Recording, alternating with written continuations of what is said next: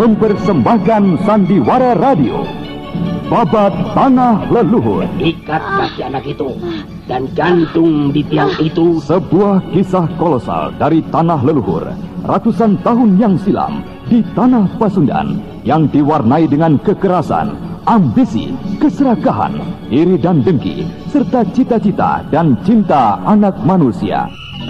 Naskah disusun oleh Tisar Sponsen, ide cerita C.C. Suhyar, teknik dan montase Yadi Enos, musik oleh Ari Sabar, dengan sutradara Thomas Agi. Babat Tanah Leluhur kali ini mengetengahkan episode pertama dengan judul Api Berkobar di Karang Sedana.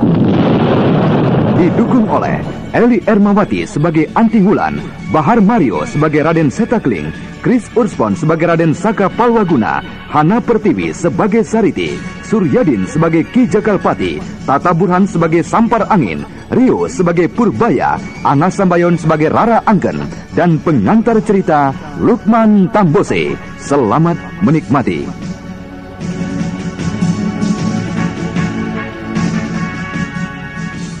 Pada kisah yang lalu diceritakan, Ki Sampar Angin yang tidak berhasil mengalahkan barisan 4 kincir segera melarikan diri ketika melihat Ki Dandung muridnya berada dalam bahaya.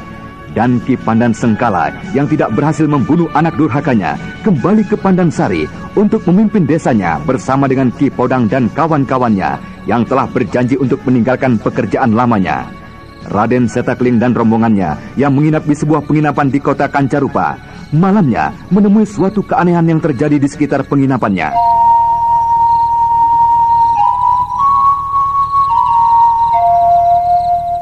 Setelah Raden Setakling merasa yakin bahwa pasar itu tidak dibubui racun, segera dicabutnya dan dibacanya pesan pada daun lontar itu. Pesan ini agaknya untuk kita, tapi entah apa artinya. Kau bacalah, Adisaka. Baik, Kakang. Mencari makan dengan bekal kaleng dan tongkat. Mencari kawan dengan bekal kejujuran dan niat.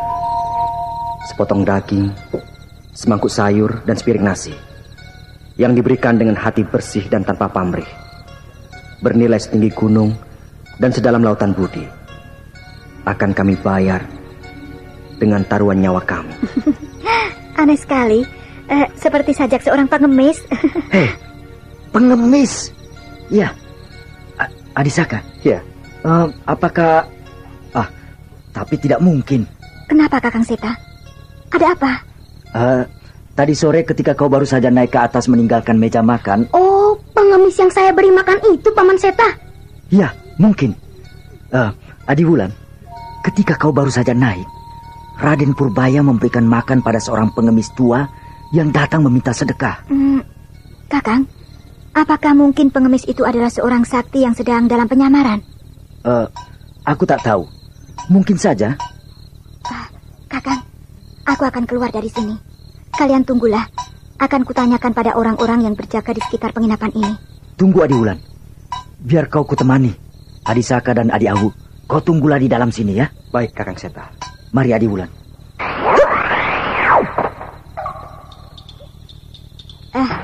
Sobat, siapakah kalian? Dan sedang apakah kalian berjaga-jaga di sini? Saya adalah salah satu orang yang bertanggung jawab atas kehadiran mereka.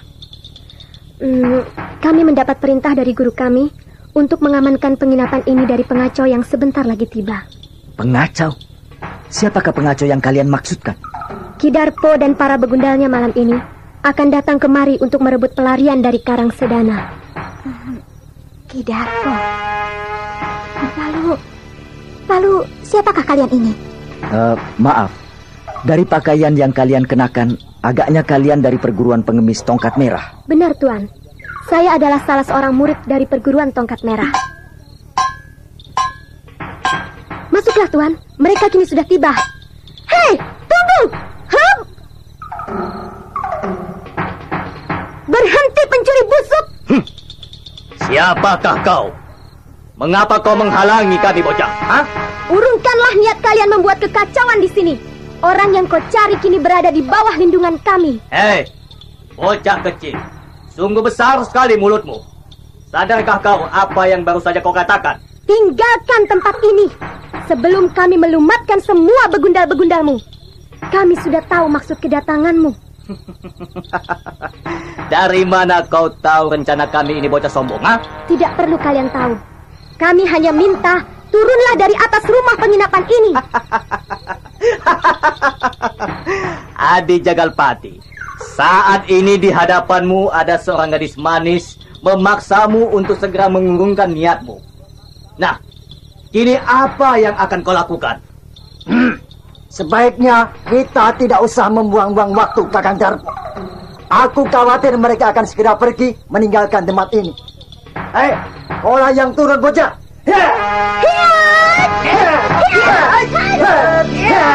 Jagalpati yang menjadi tidak sabaran melihat Ki Darpo yang melayani bocah perempuan itu berbicara panjang lebar. Untuk itu, ia pun segera membuka serangan dan dorongan tenaga guna melempar Sariti dari atas atap. Akan tetapi, yang terjadi justru sebaliknya. Jagalpati tidak berhasil memukul jatuh pengemis wanita itu. Serangan yang dilancarkannya dengan lincah dielakkan oleh murid dari perguruan Tongkat Merah. Malah tongkat merah di tangannya kini berputar deras di sekeliling tubuhnya dan tanpa dapat dicegah lagi. Adi Jagalpati, jangan khawatir, ku bantu kau. Darpo, dimana disampar angin dan gandung amuksa. Entahlah, kemana orang gila itu? Jagalpati, dia sudah ubah rencana saja. Panggil semua anak-anak Jagal.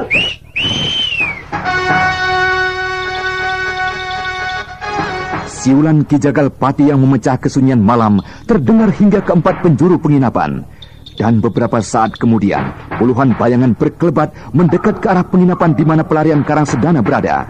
Di antara mereka tampak Jagal Lanang dan Jagal Belo dan beberapa pimpinan begundal anak buah dari Ki Darpo.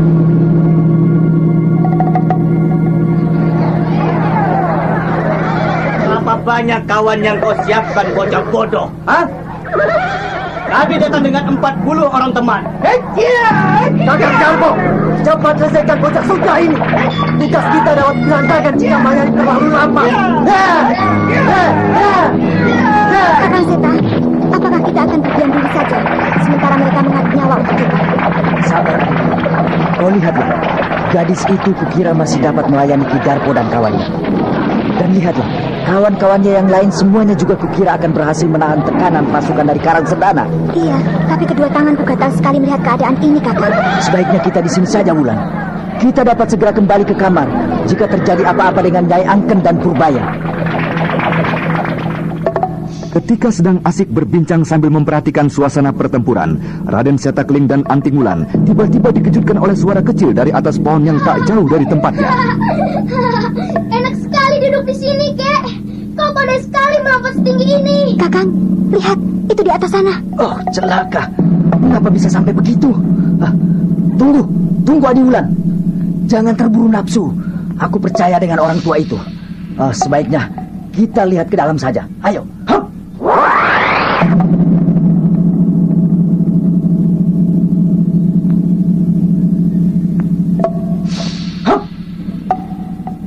Adisaka. Mereka semua kena totok jalan darahnya. Celaka, Kakang. Kakek itu membawa lari Purbaya. Anakku dibawa oleh kakek pengemis. Tolonglah Adiseta. Tenanglah, Nyai. Anak itu kukira tidak akan kemana-mana. Kakek itu tidak akan bermaksud jahat dengan Purbaya. Tapi di manakah anakku sekarang? Ada, Nyai. Mereka ada di luar. Mari kita semua ke halaman samping. Adi Dapu Abu, dampingi Nyai bersama dengan Adi Wulan. Untuk lebih menjaga keamanan, akhirnya Raden Purbaya mengajak Permaisuri Prabu Ajikonda untuk bersama-sama dengan mereka keluar sambil mempelajari keadaan. Akan tetapi baru saja mereka tiba di halaman samping, sebuah bayangan yang cepat meluncur dan melancarkan serangan-serangan yang beruntun ke arahnya.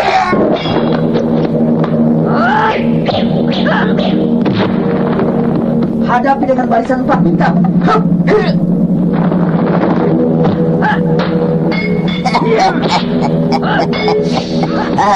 Minggirlah anak-anak muda. Serahkan lawanmu itu padaku.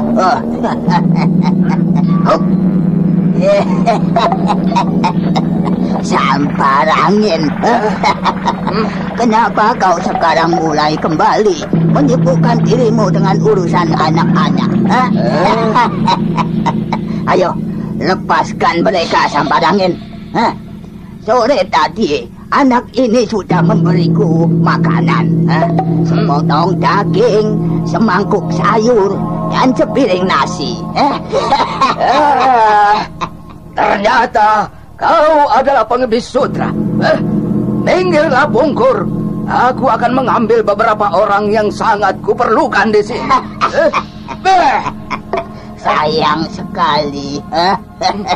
Tongkatku ini pasti tidak mengizinkan. Nah, kau pinggirlah, bocah baik. Nah, aku akan mengajar adat pada kakek yang masih suka menyusahkan orang.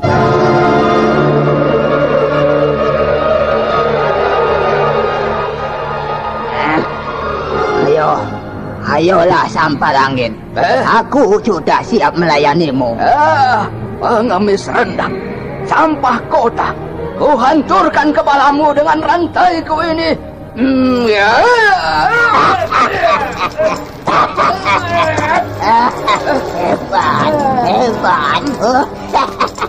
Hebat sekali, Sampar angin. Aku juga akan memutar tongkatku sepertimu.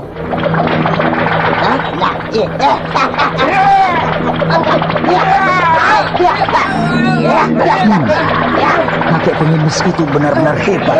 Kalian lihat, Ki Sampar angin dibuatnya tidak berdaya dengan jurus-jurus tongkat merahnya.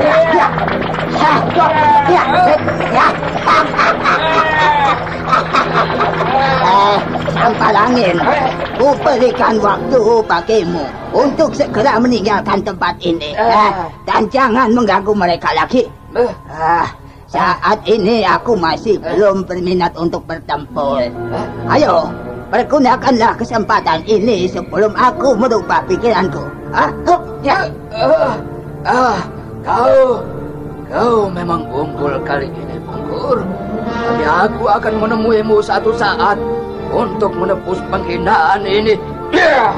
Ki Sampar angin yang menyadari keadaan segera meninggalkan arena pertempuran setelah memberi tanda kepada Ki Dandung Amoksa yang tengah terlibat dalam pertempuran dengan beberapa orang pengemis dari tongkat merah. Demikian pula dengan Ki Darpo dan Jagalpati yang juga mendapat kesulitan untuk mengalahkan Sariti, segera meninggalkan arena mengikuti Ki Sampar angin.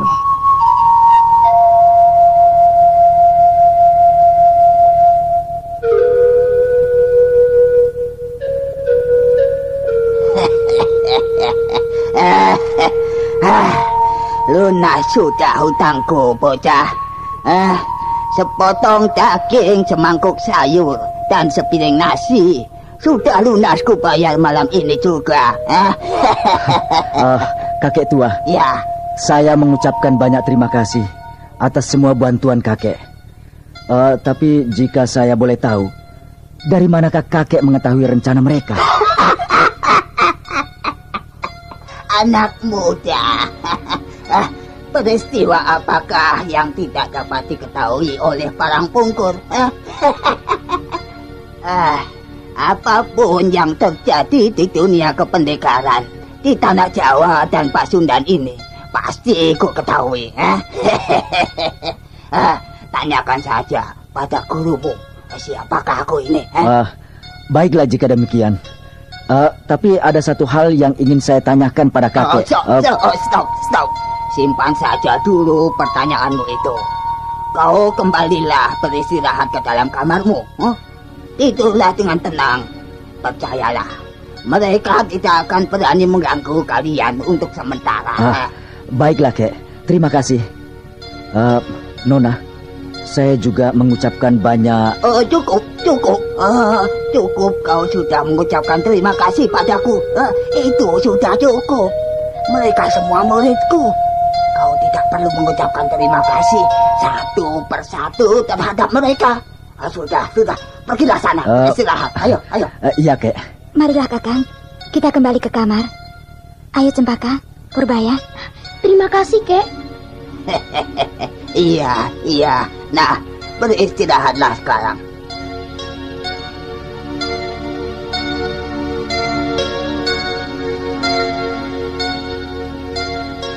Malamnya, mereka beristirahat dengan tenang. Mereka yakin bahwa untuk malam ini mereka tidak akan mendapat gangguan lagi. Keesokan harinya, mereka sarapan di rumah makan di bawah penginapannya. Di mana mereka, Paman? Kenapa mereka tidak kelihatan? Kemarin banyak berkeliaran pengemis di luar rumah makan ini. Iya. Aneh sekali, Kakang Seta. Kali ini di luar tidak ada seorang pengemis pun. Apakah mereka semua sudah meninggalkan kota ini? Atau sedang berada di bagian lain dari kota ini? Agaknya kedatangan rombongan mereka kemarin pun sengaja untuk menolong kita. Bukannya karena sepotong daging yang diberikan Purbaya. Iya, tapi dari mana mereka mengetahui penyerangan Ki Darpo dan kawan-kawannya? Itulah yang menjadi dan membuat penasaran hatiku. Dan juga apa maksud mereka membela kita sampai mempertaruhkan nyawa banyak orang seperti itu? Apakah benar dan mungkin guru dapat menjawab pertanyaan ini? Sudahlah. Kukira kita dapat meneruskan perjalanan pagi ini juga. Setelah makan kita selesai. Bagaimana, Nyai? Bukankah lebih cepat sampai lebih baik? Ya, aku setuju. Lagi pula Cempaka pun kelihatannya sudah pulih kembali kesehatannya. Ayo Purbaya, percepat makanmu itu. Iya Bunda. Bu. Kakang, apakah besok pagi kita akan sampai ke Gua Larang dengan perjalanan seperti ini? Sampai, Adi Wulan. Walaupun kita tidak jelas dengan arah jalan daerah sini, aku yakin kita akan tiba di padepokan Gua Larang besok sebelum siang hari. Hei, apakah kalian tidak merasakan sedang diikuti oleh seseorang? Lihat di belakang kalian. Ya, seorang yang sedang berkuda di belakang kita. Tapi, apakah Kakang Saka pasti orang itu mengikuti kita? Aku yakin, Wulan. Orang itu mengikuti kita. Cobalah, hentikan kuda kalian.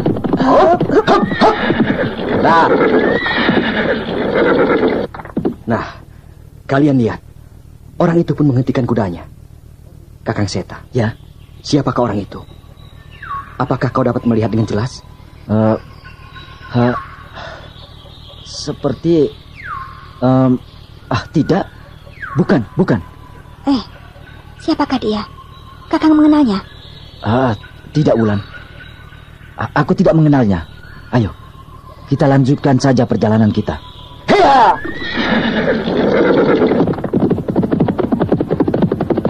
Apakah orang itu bermaksud jahat pada kita? Saya kira tidak, Nyai. Orang itu mengikuti kita tanpa sembunyi-sembunyi. Iya, tapi apa maksud orang itu mengikuti kita? Kakang Awu, kita lihat orang itu. Ayo. Tunggu. Anting Wulan menjadi penasaran dan menjadi tidak sabaran ingin segera melihat dan mengetahui siapakah orang yang berani mengikuti mereka. Akan tetapi kakangnya Seta Keling mencegahnya. Nah, para pendengar sekalian, siapakah penunggang kuda yang mengikuti mereka?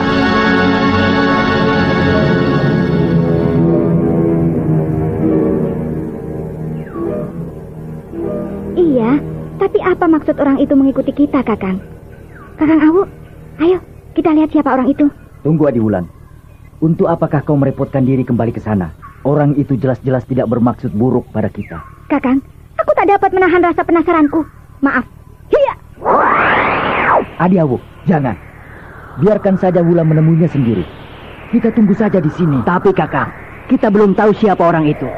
Bagaimana jika terjadi sesuatu dengan Adi Wulan? Percayalah, tidak akan terjadi sesuatu pun dengan Adi Wulan. Lihatlah itu. Mereka sudah bicara. Dugaan kakangnya Seta Keling tak dipercayai sepenuhnya oleh Anting Wulan. Untuk itu, darah manis yang memiliki temperamen keras ini melesat, meninggalkan kudanya dengan aji kidang mambrungnya menuju penunggang kuda yang jelas mengikutinya.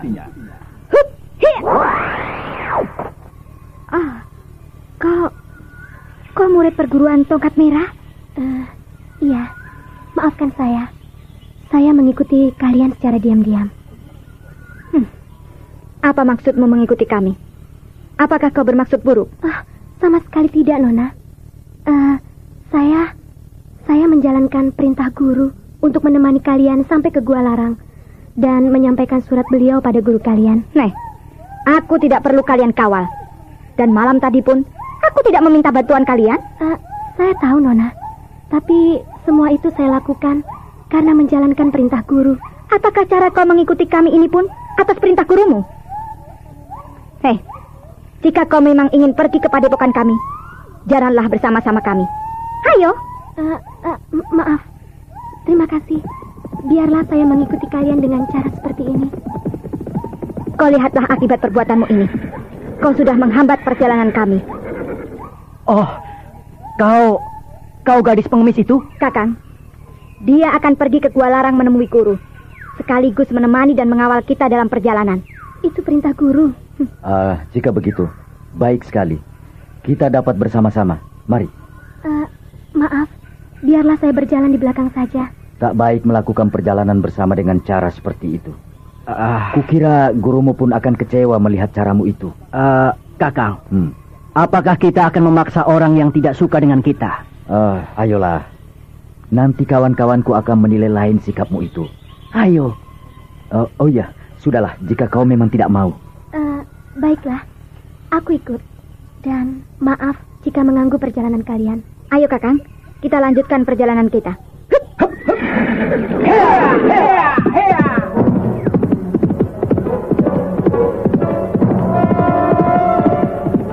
Beberapa saat kemudian, Sariti sudah beriringan menuju padepokan Gua Larang bersama-sama dengan rombongan Raden Setageling.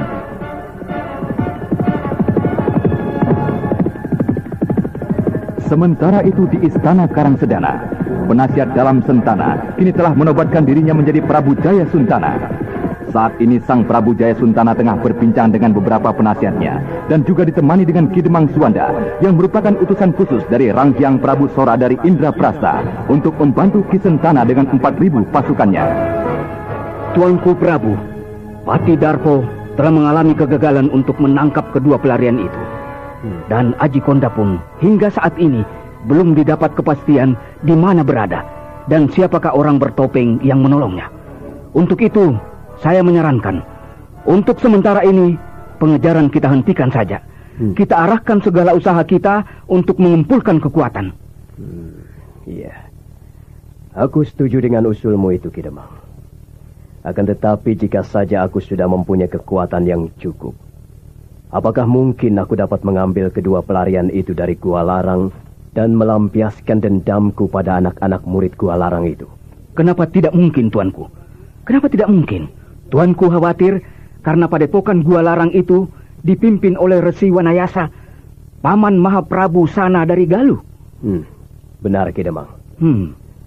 Hal itulah yang justru menjadi bahan pikiranku, yang membuatku resah sejak kemarin ketika kabar itu kuterima. Jangan khawatir, Tuanku. Percayalah, Baginda Ranghyang Prabu Sora telah menjanjikan akan membantu apapun yang Tuanku inginkan, termasuk membalaskan dendam yang Tuanku katakan tadi.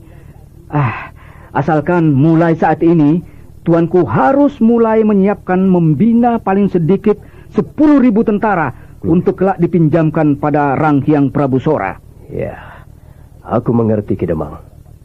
Hal itu telah kulimpahkan pada Patih Darpo untuk segera dilaksanakan pembinaannya. Jika demikian halnya, hamba kira hamba sudah boleh kembali dengan separuh pasukan hamba dulu. Beberapa minggu kemudian, hamba akan kembali lagi kemari untuk mengambil pasukan berikutnya. Ya. Dan tentu saja dengan membawa kabar tentang bantuan khusus untuk membalaskan dendam Tuanku pada Gua Larang dan pada pelarian itu. Ya, bagus, Ki Demang. Terima kasih atas semua bantuanmu.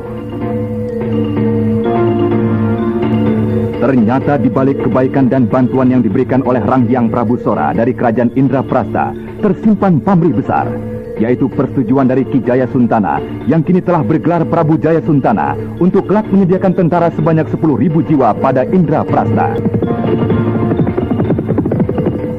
Sementara itu, rombongan remaja yang menuju ke Gua Larang kini hampir memasuki batas desa terakhir sebelum tiba di padepokan mereka. Hoi! Berhenti sebentar!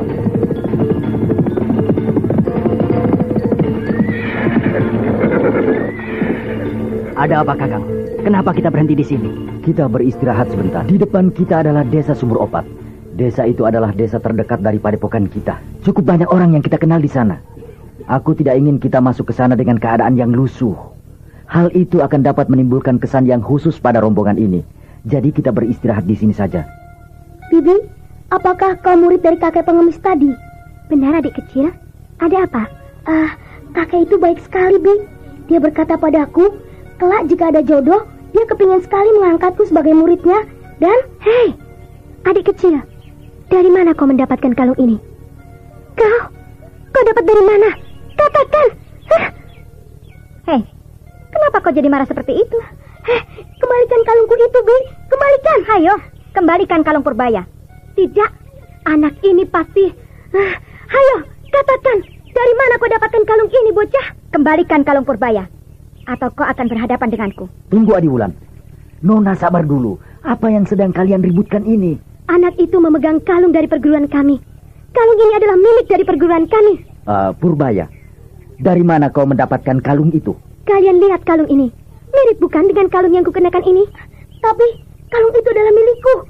Purbaya, katakanlah, dari mana kau mendapatkan kalung itu?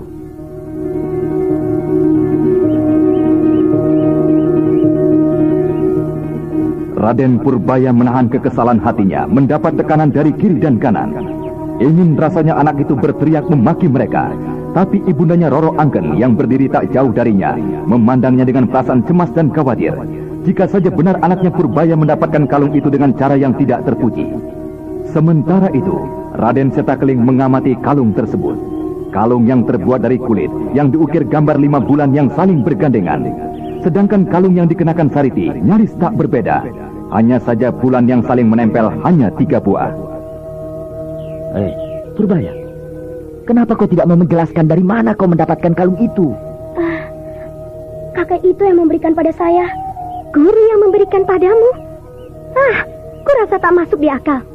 Kalung ini sekaligus memberi pertanda pada pemakainya sebagai pimpinan atau anggota terhormat dari perguruan tongkat merah kami. Nah, jika begitu, kenapa kau tidak menghormati pemegang kalung itu? Kenapa kau justru berbuat kasar padanya? Apakah benar kau murid murtad yang tidak berbakti pada perguruan? Benar yang Nona katakan. Saya adalah murid murtad yang harus dihukum. Ini kalungmu, Tuan kecil. Hukumlah saya, murid tongkat merah yang tak tahu diri. Apa ini? Sudah, bangunlah, Bi. Aku bukanlah murid dari perguruanmu. Kata kakekmu, nanti jika ada jodoh, aku akan menjadi murid perguruanmu. Bangunlah. Sudahlah, Nona. Beristirahatlah sebentar. Kita akan melanjutkan perjalanan kita.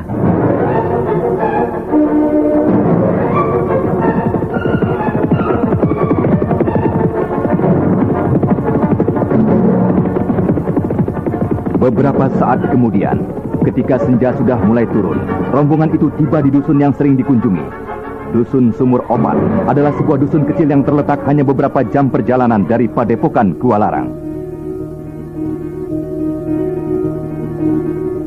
Kakang, malam ini kita beristirahat di mana? Kita tidak dapat tidur di rumah kepala desa. Rombongan kali ini banyak sekali. Ya, kita langsung ke balai desa saja.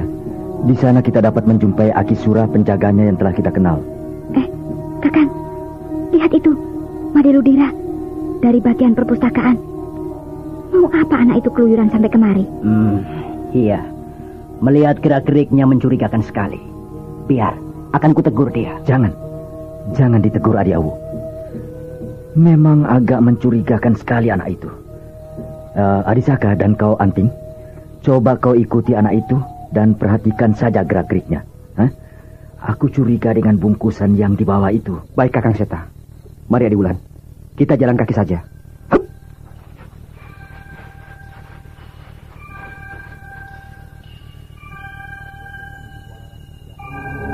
Padepokan Gua Larang sudah di hadapan mereka. Penduduk desa Sumur Opat yang berlalu lalang banyak yang mengenal mereka. Karena itu, Anting Wulan dan kakangnya Saka Palwaguna mengikuti Made Ludira, salah seorang saudara seperguruannya dari Gua Larang, dengan sangat hati-hati, sambil sekali-sekali mengangguk dan menjawab sapaan setiap penduduk yang menegurnya. Mau kemana anak itu?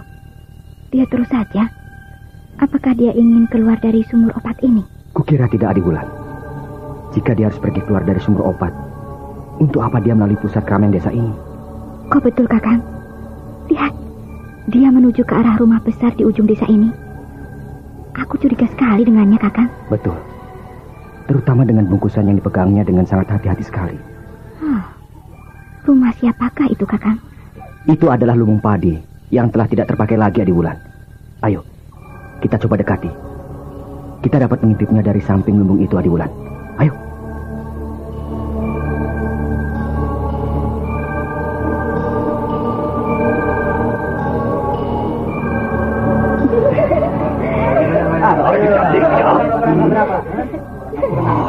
Kurang ajar anak itu. Dia datang kemari ternyata untuk melampiaskan nafsunya. Mari Kakang, kita beri pelajaran anak itu. Benar-benar membuat malu nama Eyang Resi. Sebentar Adiwulan, aku ingin mengetahui lebih jauh lagi. Aku masih merasa curiga dengan bungkusan yang dibawanya. Kakang Made, ayolah. Kenapa tidak ikut main dengan yang lain? Ya, aku saat ini tidak berselera untuk berjudi. Kenapa? Apakah habis uang yang diberikan Bapak Pendeta itu? Minta saja. Bukankah Bapak Pendeta itu menjanjikan akan memberikan berapa saja yang Kakang perlukan? Ya, justru itulah aku sedang menunggunya. Aku perlu uang untuk duduk bersama kawan-kawan di sana. Dan juga untuk tidur bersamamu. Kakang. Tunggu Bapak Pendeta itu di dalam saja yuk. Asal jangan lupa saja setelah Kakang dapat uang.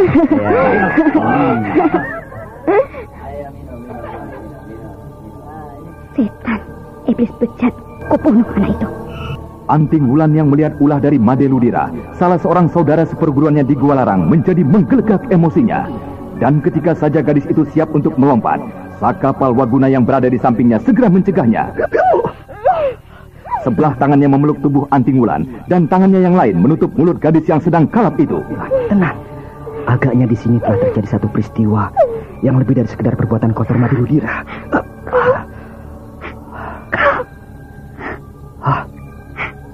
Ada apa, Wulan? Kenapa kau? Tidak apa-apa, Kakang. Apakah kau marah dengan caraku tadi? Tapi saat itu aku tidak menemukan cara lain untuk mencegahmu. Wulan, maafkan aku jika hal itu membuatmu marah. Kakang, ya. Aku pun tak tahu harus bersikap bagaimana padamu. Aku tak tahu apakah aku harus marah atau... Kakang Saka, aku tidak marah dan juga tidak benci karena perbuatanmu tadi. Wulan, jika kau memang marah, tundalah sementara. Aku bersedia kau hukum kelak setelah selesai tugas kita ini. Tidak, Kakang.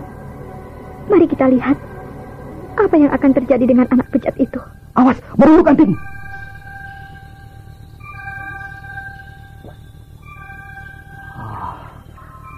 Agaknya itulah orang yang kita tunggu-tunggu. Pendeta itu, Kakang? Ya. Kenapa dengan pendeta itu? Pendeta itulah agaknya yang ditunggu Made. Dan lihatlah, dia memasuki lumbung ini. Apakah kau pernah melihat pendeta memasuki tempat kotor seperti ini, Wulan? Iya. Kau benar, Kakang. Tidakkah kau lihat tadi mata pendeta itu tidak seperti halnya mata pendeta lainnya yang memancarkan sinar welas asih? Benar, Adi. Aku melihat sinar yang kuat dan ganas yang terpancar dari mata pendeta itu.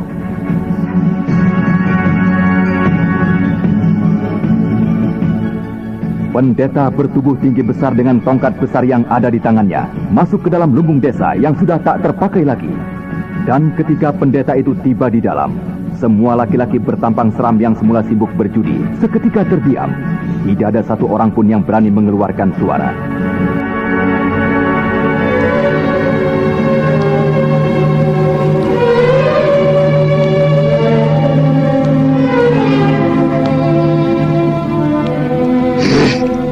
Di mana Made Ludira?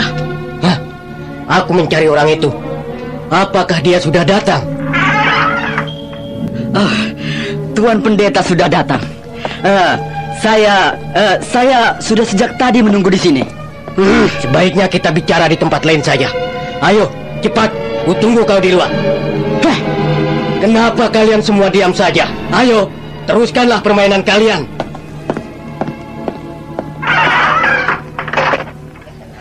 Hei, cepat Made. Ya, sebentar Tuan, sebentar. Aku pergi dulu, Nyi. nanti aku kembali lagi kemari menemuimu dan kita dapat main sepuas hati kita.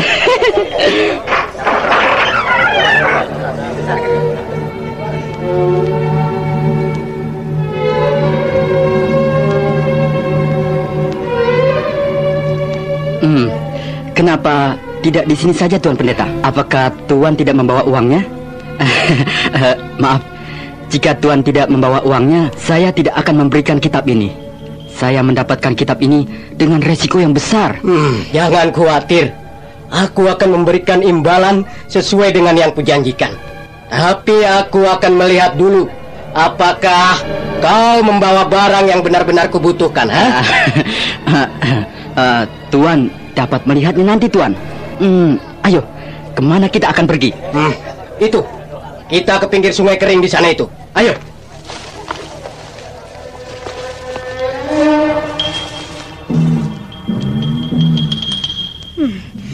Anak bejat itu agaknya membawa kitab dari padepokan kita, Kakang.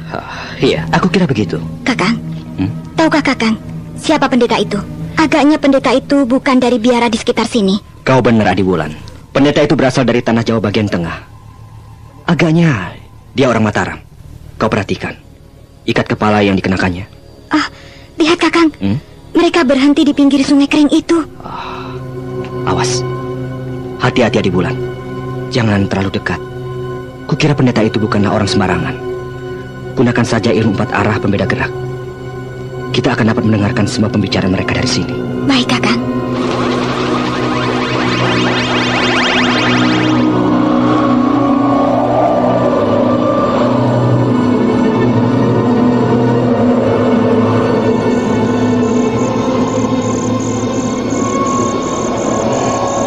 Mana, Made? Keluarkanlah kitab itu. Ayo. Iya, Tuan, iya. Tapi kuharap Tuan Pendeta mau sedikit menambah imbalan yang semula dijanjikan. Karena ya, seperti yang saya katakan tadi, ini saya dapatkan benar-benar melalui perjuangan dan resiko yang sangat besar, Tuan. Sudah, jangan kau khawatir. Keluarkan saja kitab itu. Ayo. Iya. Ini, Tuan, ini.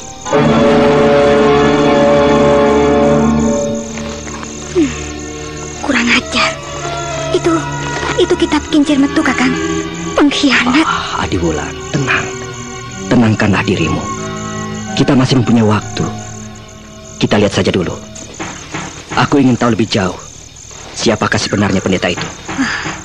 Baiklah, Kakang. Tapi berjanjilah, Kakang akan menyerahkan padaku pengkhianat itu. Adiwulan, tahanlah emosimu. Kitab apa yang kau berikan padaku ini? Ini bukanlah kitab kincir metu yang aku cari. Ini kau ambil. Ayo. Tuan Pendeta, janganlah menghina kitab ini sedemikian rupa, Tuan. Kitab inilah yang saya dan kawan-kawan jadikan petunjuk untuk mempelajari kincir metu, Tuan. Anak muda.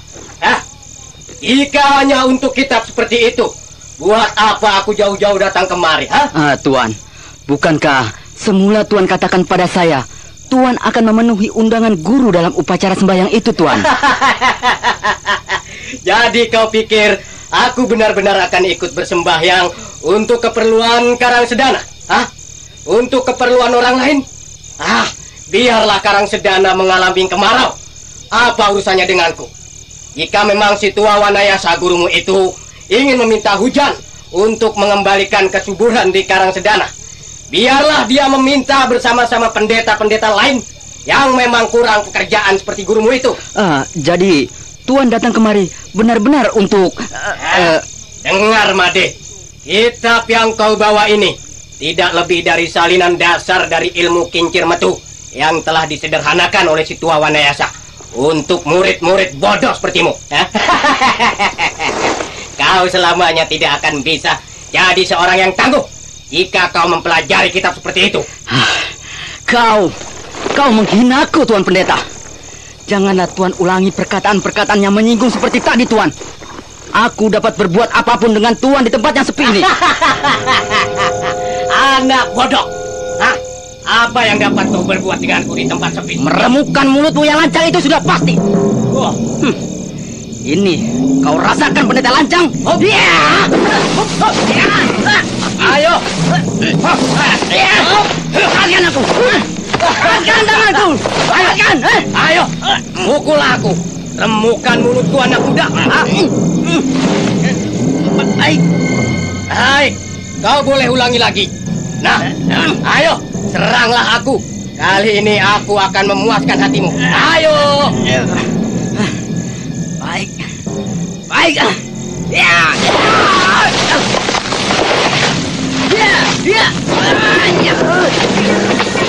Made Ludira, salah seorang dari murid Gua Larang yang juga merupakan adik seperguruan dari Raden Saka Palwaguna dan Antingwulan, kini menjadi bulan-bulanan dari pendeta tinggi besar itu.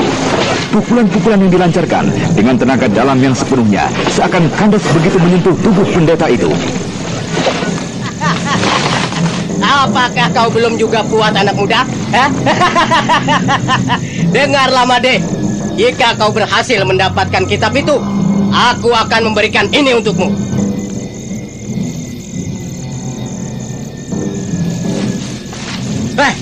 Kenapa kau terkejut melihat permata ini, Bukankah tadi kau katakan tentang resiko besar? Nah, jika kau berhasil mendapatkan kitab yang asli, permata ini akan kuberikan padamu. Dengan batu-batuan ini, kau akan dapat berjudi sepuas hatimu selama setahun tanpa khawatir akan kehabisan uang. Tapi kitab yang kau maksudkan itu tak kutemui dalam ruang kitab yang aku jaga.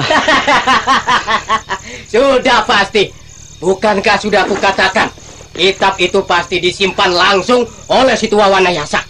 Kau dapat mencarinya di dalam kamar gurumu itu. Ya, baiklah Tuan Pendeta. Saya akan mencoba untuk mendapatkan kitab itu. Bagus anak muda.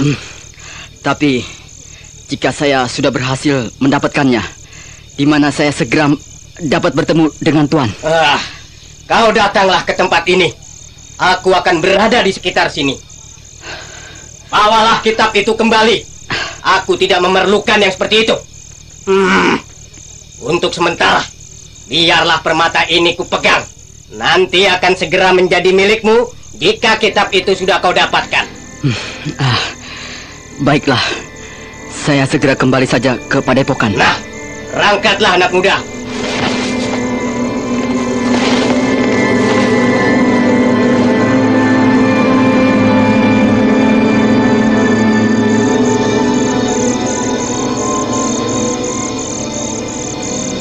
Adiwulan, kita ikuti pendeta itu. Tapi Kakang, Made akan mencuri kitab pusaka guru. Kukira dia tidak mungkin akan melakukannya malam ini. Adiwulan, hampir 1 bulan sudah kita meninggalkan Padepokan. Agaknya yang Resi sudah hampir siap dengan rencananya yang direncanakan dulu pada kita. Rencana apa, Kakang? Sebentar, Adiwulan. Lihat, pendeta itu pergi dari sana. Kita ikuti. Aku ingin tahu apakah dia masih mempunyai kawan atau kelompok. Ayo. Cepat, Adiwulan. Langkah pendeta itu benar-benar cepat. Kakang, dia menuju ke gubuk kecil itu. Bagaimana kita dekat ke sana? Jangan, Adiwulan. Di tempat yang sunyi ini, gerak dan nafas kita pasti akan mudah terdengar oleh pendeta itu. Jika demikian, kita coba dengan 4 arah pembeda gerak. Kita harus tahu dengan pasti apa ada orang lain di gubuk itu. Baiklah, mari.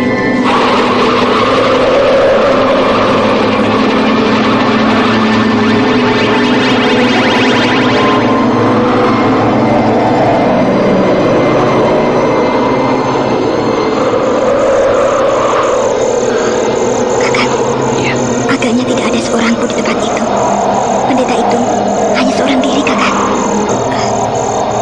Kakang. Iya. Aku ingin sekali berkenalan dengan orang itu. Jangan, Adiwulan.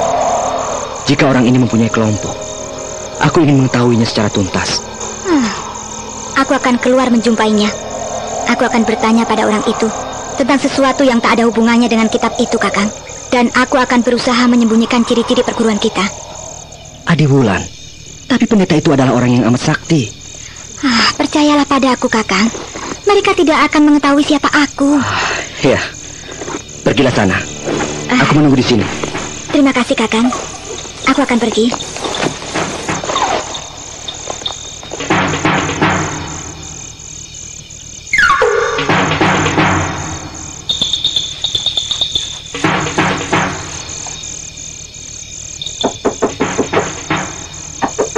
Kakang! Kakang Obey! Apakah Kakang di dalam? Hei! Siapakah kau, anak manis? Mengapa kau malam-malam berkeliaran sampai ke tempat seperti ini? Saya sedang mencari suami saya.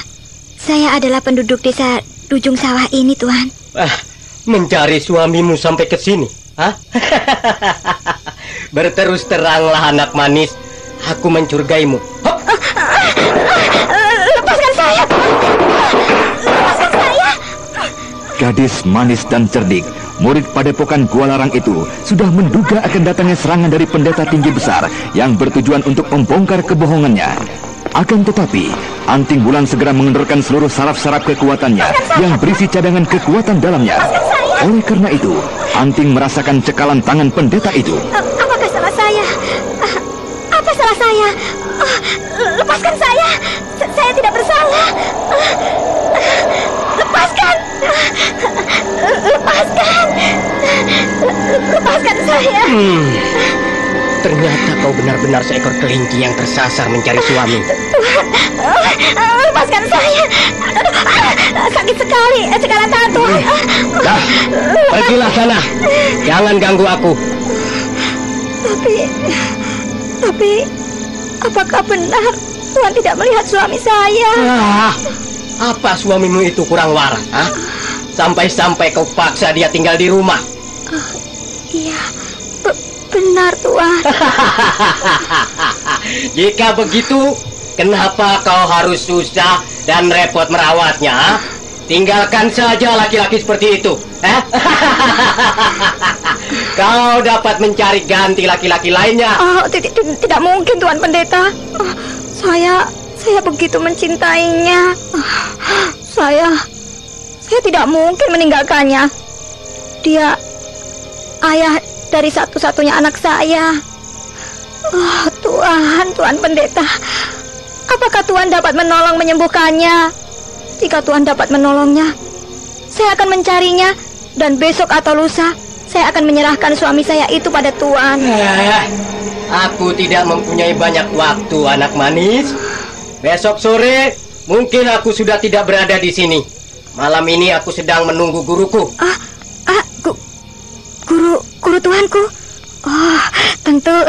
Tentu ia pandai menyembuhkan orang seperti suamiku. Sudahlah.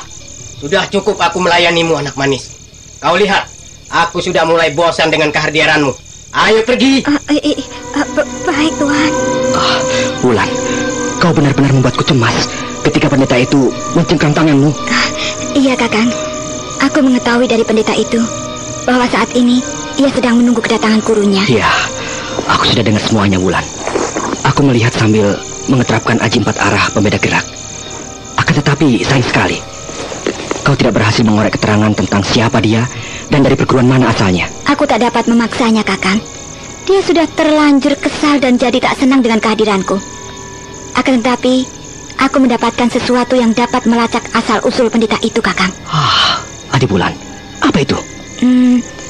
Aku melihat pada lengannya ada sebuah tanda yang mungkin merupakan ciri perguruannya. Tanda apa itu, Adi Wulan? Gambar seekor kelelawar yang dikurat pada kulit lengannya, Kakang. Kelelawar? Iya. Rasanya yang pun tidak pernah bercerita tentang tanda-tanda itu, Wulan. Nah, Kakang, kita harus segera tiba di Padepokan. Iya, kau benar, Wulan. Aku khawatir kesibukan Yang Resi esok hari akan dimanfaatkan oleh anak bejat itu. Akan kuhajar anak bejat itu. Jangan, Anting Wulan. Kau tidak boleh serampangan dan sembrono. Made Ludira adalah saudara seperguruan kita. Kita tak dapat menangkapnya dan menuduhnya dengan begitu saja. Akan tetapi, Kakang, jelas-jelas anak itu sudah melakukan pencurian kitab kincir metu di ruang kitab Padepokan. Tapi kita dapat dikatakan memfitnah oleh saudara-saudara kita di Padepokan. Aku yakin Yang Resi dapat mempercayainya. Iya, kau benar, Wulan. Akan tetapi, bukankah lebih baik jika kita berhasil menangkap Basana itu? Dengan demikian, seluruh penghuni Padepokan tidak akan ada yang memiliki kesan bahwa kita mengada-ada atau memfitnah. Baiklah. Baiklah, Kakang. Nah, jika demikian, ayo, kita segera kembali ke sumur obat. Kakang Seta dan yang lainnya tentu menjadi bingung dengan kepergian kita yang cukup lama ini. Ayo, Wulan.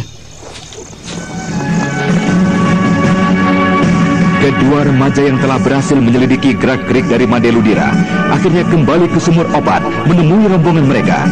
Mereka berniat untuk segera pergi mendahului rombongan mereka ke Padepokan setelah membicarakannya dengan Raden Seta Keling kakangnya.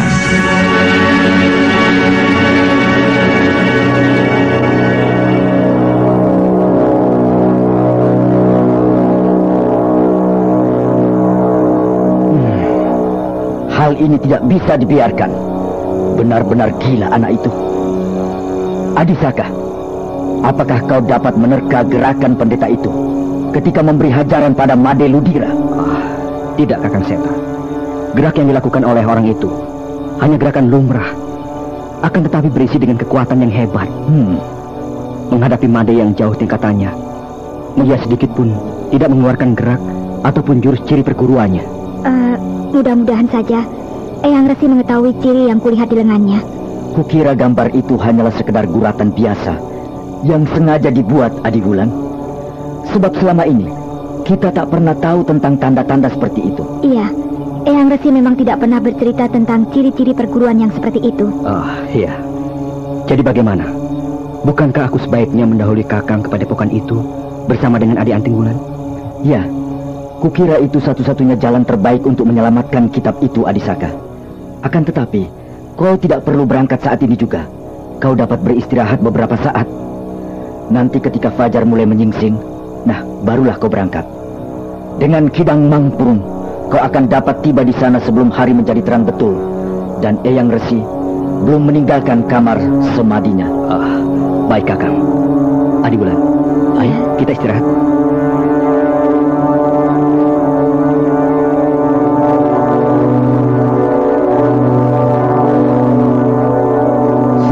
Tertidur dengan nyenyaknya. Akan tetapi keempat remaja dari Kualarang yang kini dilibat oleh masalah baru yang secara langsung melibat perguruannya tidak dapat beristirahat dengan tenang. Mereka hanya duduk santai sambil menunggu waktu. Dan ketika langit di sudut timur mulai memancarkan fajar merah, Raden Seta Keling dan Dampu Awuk melepaskan kepergian kedua adik seperguruannya untuk lebih dulu ke Gua Larang. Ayo, Kakang, percepat lari kita.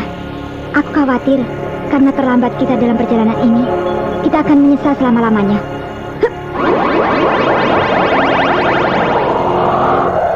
Jangan khawatir, Adi Wulan. Dengan Kidang Mangpurung, kita akan tiba sebelum Eyang Resi keluar dari kamar semadinya. Akan tetapi, baiklah, kita percepat perjalanan ini. Tidak ada salahnya jika kita lebih cepat lagi.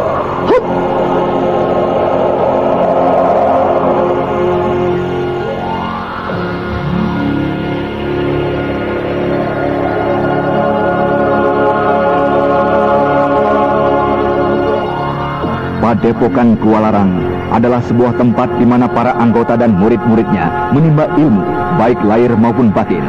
Mereka yang telah sah dinyatakan sebagai anggota atau murid-murid dari padepokan tersebut adalah yang telah dinyatakan lulus dalam ujian saringan.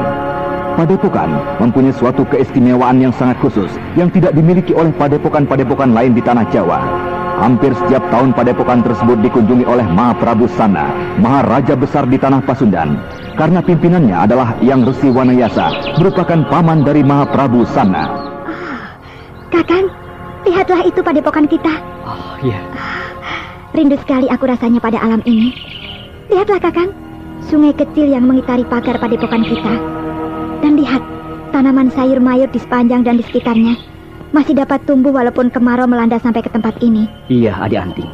Semua itu dikarenakan kurnia Dewata yang masih menghidupi 9 mata air dewa kita. Ayo, Adi Wulan, kita temui Eyang Resi di kamarnya. Mari, Kakang.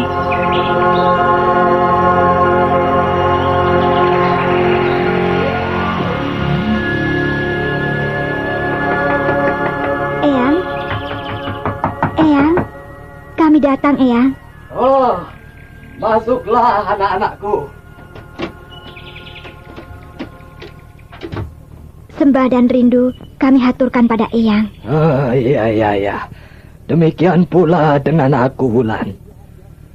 perjalanan kalian yang cukup lama itu membuat kami semua di padepokan ini merasa rindu pada kalian. Tapi di manakah kedua kakangmu yang lain, Wulan? Guru, mereka masih berada di desa Sumur Opat bersama dengan beberapa orang yang akan menuju kemari. Kami berdua yang sudah rindu dan tak tahan lagi mendahului mereka yang berkuda, Eyang. Iya. Siapakah orang-orang yang berada bersama dengan kedua saudaramu di Sumur Opat, Saka? Di antaranya adalah Tuanku Rara Angken dan Raden Purbaya yang berhasil kami temukan, Eyang. Oh, iya. Rara Angken, permaisuri dari Aji Konda. Apa yang sebenarnya terjadi di Karangsedana, Samparangin juga ikut mencampuri persoalan muridnya. Benar, Guru. Kami berempat sangat kerepotan menghadapinya, Guru. Iya. Tapi bukankah kau berhasil mengatasinya dengan barisan 4 kincir? Benar, Eyang. Tapi bagaimana Eyang bisa tahu? Ya, karena satu-satunya kepandaian kalian yang dapat menghadapi tokoh setingkat denganku adalah dengan barisan 4 kincir itu. Eyang, sebenarnya seperti apakah tokoh pengemis parang pungkur itu? Kau bertemu dengan maksudku dengan si gila pungkur itu? Iya. Mungkin jika tidak ada pertolongan dari kakek itu, kami akan kerepotan menghadapi Ki Sampar Angin yang kembali mengejar dan bergabung dengan tokoh-tokoh dari Istana Karangsedana. Iya, Eyang. Sebenarnya, perjalanan kami cukup kami rahasiakan. Begitu pula dengan penyerangan mereka. Tapi kakek itu sudah mengetahuinya lebih dahulu. Ya, tentu saja. Dia akan dapat mengetahuinya. Dia adalah raja pengemis di seluruh Jawa dan Pasundan. Murid-muridnya berkeliaran di antara pengemis sungguhan di setiap wilayah. Jaringannya sangat luas dan rapi. Jadi kau tidak perlu heran jika dia mampu dan bisa mengetahui hampir setiap kejadian besar di tanah Jawa dan Pasundan. Tapi kenapa ia berkeliaran sampai kemari? Si tua gila itu biasanya berada di sekitar Mataram di Jawa. Oh ya? Mungkin pertanyaan Eyang itu sebentar lagi akan terjawab. Seorang muridnya ikut bersama rombongan kami. Dan menurutnya, ia hendak menyampaikan surat pada Eyang. Iya. Baiklah, kita tunggu saja anak itu. Mudah-mudahan si tua gila itu tidak datang pada saat upacara sembahyang nanti. Aku tentu akan merasa kewalahan dengan ulahnya yang pasti merepotkanku. Eyang, apakah orang itu dapat digolongkan dalam kelompok pendekar golongan putih? Oh, tentu saja, Wulan. Dia adalah seorang pendekar yang baik. Akan tetapi, kelakuannya yang agak brutal dan gemar menggoda orang dapat merepotkan aku. Pungkur. Dia itu sangat baik. Baik sekali padaku. Dan juga pada setiap orang? Iya, juga pada setiap orang. Memangnya kenapa? Ada apa, Wulan, hingga kau berkata demikian? Mereka membantu kami saat itu. Cuma karena ingin membalas budi kebaikan Raden Purbaya yang telah menolongnya, memberi makan, dan tidak merendahkannya yang saat itu sedang mengemis di tempat makan kami. Ya. Memang demikianlah tabiat Pungkur si tua gila itu. Kebetulan sekali ini kalian sudah selesai dengan tugas itu. Aku sangat memerlukan bantuan kalian nanti siang pada upacara sembahyang untuk memohon hujan. Apa yang dapat kami lakukan untuk membantu Eyang nanti? Begini. Nanti mungkin pamanmu Jatis akan memberikan petunjuk. Aku kira yang harus kalian lakukan adalah melayani keperluan tamu-tamu kita yang sudah datang sejak kemarin sore dan yang mungkin akan berdatangan sebentar lagi. Nah, hari masih cukup pagi. kalian dapat beristirahat dulu sejenak. Baik, Eyang. Kami pamit ke belakang.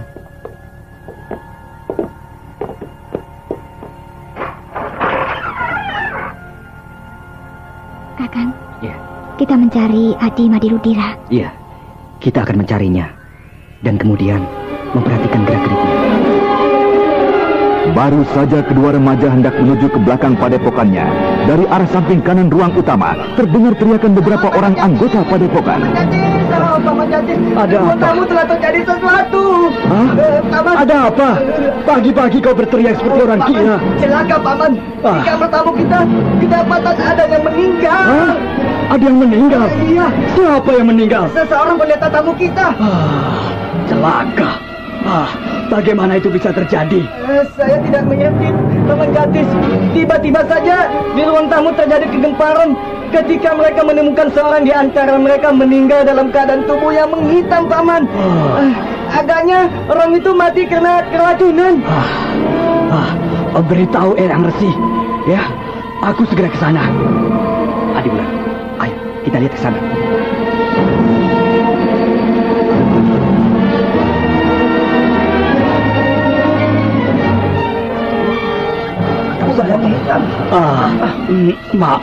Maaf tuan-tuan pendeta. Biar saya melihat keadaannya. Celaka Bulan. Tentu kejadian ini berkaitan dengan Madirudira. Maksud Kakang? Eyang Resi pasti sedang menuju kemari, meninggalkan kamarnya dan... Ayo Kakang, kita lihat ke sana. Ayo. Kedua remaja dengan cemas segera menuju ke ruang gurunya, di mana tadi mereka bertemu. Resi Wanayasa yang berpapasan dengan kedua muridnya itu tak lagi sempat memperhatikan kecemasan yang membayang di wajah kedua muridnya. Dan ketika keduanya tiba tak jauh dari ruang gurunya, mereka segera memperlambat gerak, dengan hati-hati mengendap-endap mendekati ruang gurunya. Hati-hati Adi Bulan. Jangan sampai kau terlihat oleh bajingan itu. Aku yakin ini semua adalah ulahnya. Pasti Made akan mempergunakan waktu secepatnya pada saat semua dalam keadaan panik dan cemas seperti ini. Lihat, itu dia orangnya, Kakang. Licik sekali orang ini. Untuk kita segera dapat mencium niatnya. Lihat, Kakang. Made mendekati kamar Eyang Resi. Bajingan. Sabar, Arting Bulan. Kita tunggu. Ya, kita tunggu sebentar hingga masuk dan mengambil kitab itu. Made Ludira yang telah merasa aman dan yakin bahwa tidak ada seorang pun yang melihat dan berada di sekitarnya, segera membuka dan masuk ke dalam ruang kamar Resi Wanayasa, gurunya.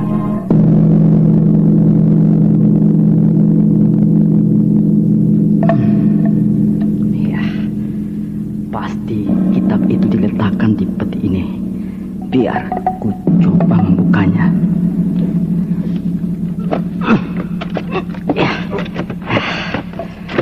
Ya.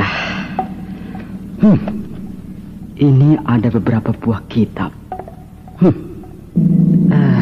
Menurut pendeta itu, pasti inilah kitab yang dimaksud. Kepalang basah, sebaiknya ku ambil saja semuanya. 4 buah kitab ini. Ya. Ya, beres. Nah, aku harus segera meninggalkan padepokan ini, menukarkan kitab ini, dan segera pergi jauh dari sini. Agaknya tak ada seorang pun yang berada di sekitar kamar ini. Sebagaimana rencanaku semula, mereka semua berada di kamar tamu sial itu.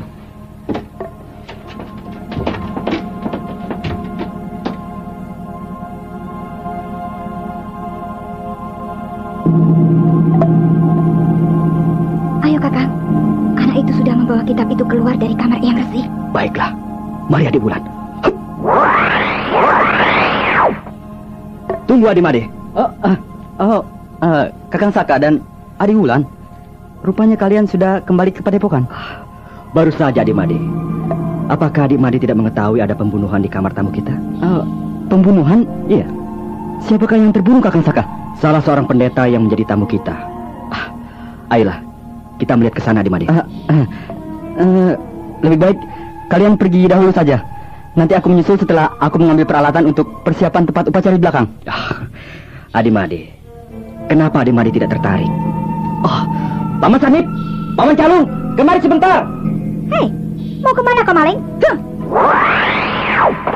Ayo, keluarkan kitab-kitab yang resih. Aku tidak mempunyai urusan denganmu. Minggir. Apakah kau ingin merasakan pukulan-pukulanku, Made? Sudahlah, sabarlah Wulan, sabar. Kalian semua adalah saudara di perguruan ini. Jika kalian mempunyai persoalan, selesaikanlah secara baik-baik. Minggir kau Wulan, biarkan aku lewat. Wulan, sudahlah, jangan ribut dalam suasana seperti ini. Pecahkan dadamu.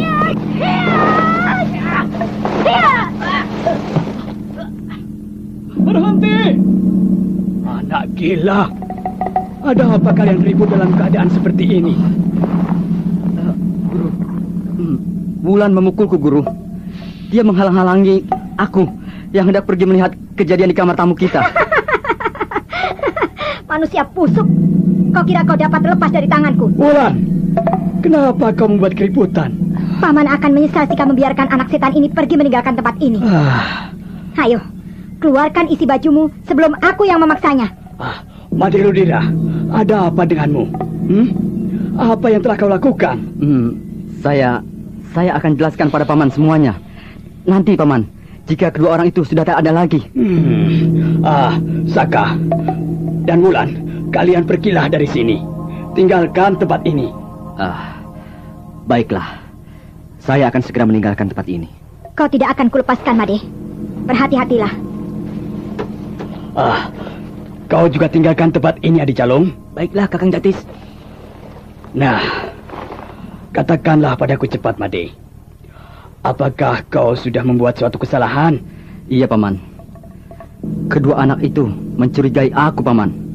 Dikiranya aku telah melakukan pencurian. Tapi apa yang kau sembunyikan di balik bajumu itu? Aku berhasil menemukan sebuah benda berharga dan mereka berniat hendak merampasnya, Paman. Inilah, lihat. Iya.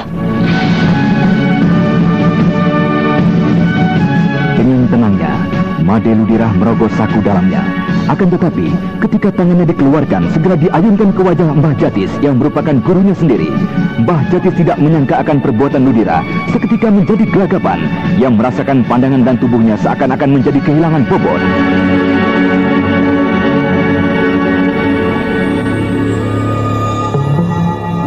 Nah, katakan padaku cepat, Made. Apakah kau sudah membuat satu kesalahan? Janganlah membuat malu aku, Made. Kau adalah salah satu murid asuhanku. Kedua anak itu mencurigai aku, Paman. Mereka menuduhku telah melakukan pencurian. Tapi apa yang kau sembunyikan di balik bajumu itu? Begini, Paman. Aku berhasil menemukan sebuah benda berharga, Paman. Dan mereka berniat hendak merampasnya. Ini, lihatlah, Paman. Made Ludira memasukkan tangannya ke balik bajunya untuk mengambil dan menunjukkan sesuatu yang berharga pada pamannya. Mbah Jatis yang merupakan gurunya mendekat. Ia merasa penasaran, ingin mengetahui sesuatu yang menjadi bahan pertengkaran antara Made Ludira, Anting Wulan dan Saka Palwaguna. Akan tetapi, ketika tangan itu dikeluarkan dari balik sakunya, Made mengayunkan tangannya ke wajah Mbah Jatis. Kau gila, Made? Maaf, Guru. Selamat tinggal. Tunggu! Kau lari kemana, kau bocah sesat? Kakang Saka, serahkan manusia bejat ini padaku. Dan lihat keadaan Paman Jatis. Minggir! Agaknya tidak perlu kau diberi hati lagi, anjing bejat. Ayo, bangun manusia busuk, manusia bejat, bangun! Hai, tahan anakku Wulan. Apa yang terjadi? Sampai kau menurunkan tangan sekejam itu pada saudaramu sendiri. Eyang, Made Ludira telah membuat suatu kesalahan besar yang tidak mungkin seisi padepokan ini bisa memaafkannya. Apa yang telah dilakukan anak itu? Itu, Eyang dapat melihatnya sendiri. Apa yang terjadi dengan Paman Jatis dan apa yang sekarang disembunyikan oleh bajingan ini di balik bajunya. Made Ludira, itu namamu bukan? Iya, benar Eyang. Saya Made Ludira. Apa yang sudah kau lakukan, anakku? Saya menemukan ini, Eyang. Made Ludira yang sudah semakin terpojok dan putus asa tidak melihat jalan lagi untuk menyelamatkan diri. Maka pemuda itu segera memasukkan tangannya ke balik bajunya, mengambil bubuk racun yang didapatnya dari pendeta tinggi besar di desa Sumur Opat. Akan tetapi, serangan yang kali ini dilakukan pada Resi Wanayasa yang merupakan mahaguru dari Padepokan Gualarang yang baru saja berhasil menguasai Aji Kincir Metu tingkat ke-9. Awas, Eyang! Bubuk beracun! Bubuk beracun? Berbahaya sekali jika kusipak. Banyak anak-anak muridku di sekeliling arena ini.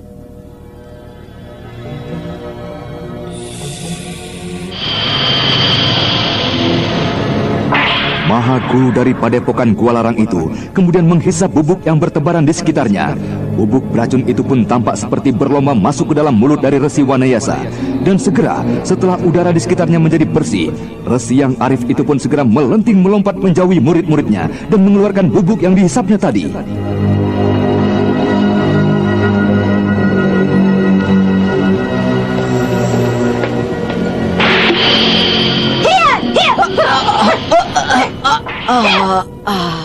Kakang Saka, bantu aku mengambil kitab Eyang Kuru. Apa sebenarnya yang telah terjadi dengan anak itu, Wulan? Sebentar, Eyang. Eyang akan segera tahu. Kakang, bawa kemari kitab itu. Ini, Eyang, kitab-kitab yang dicuri Made. Oh, Kincir Metu. Dan, kitab-kitab perguruan Gualarang. Oh, iya. Jadi anak itu telah memasuki kamarku dan mengambil kitab-kitab ini. Mana anak kurang ajar itu? Hei, Jatis, kemarilah kau. Oh, Kakang Wanayasa. Anak itu sudah berbuat kegilaan padaku, Kakang. Ya, anak itu telah membuat kesalahan pada seluruh isi padepokan ini. Pada seluruh isi padepokan? Ya. Apa maksud Kakang? Made Ludira mencoba untuk membawa keluar kitab-kitab ini. Ia telah berani memasuki kamarku dan mengambil kitab-kitab perguruan kita. Jadi anak itu benar-benar pencuri busuk. Bahkan dia adalah pembunuh licik. Apa maksudmu, Wulan?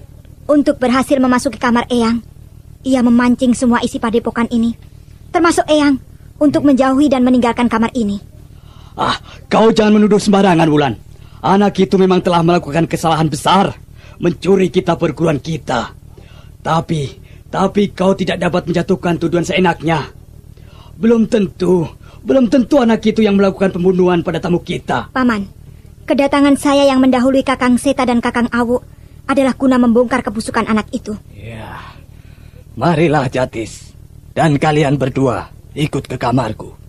Kita bicarakan semua itu di dalam sana. Baik, Kakang. Saya akan menyusul nanti setelah memberi sedikit pengarahan untuk penyelenggaraan mayat itu.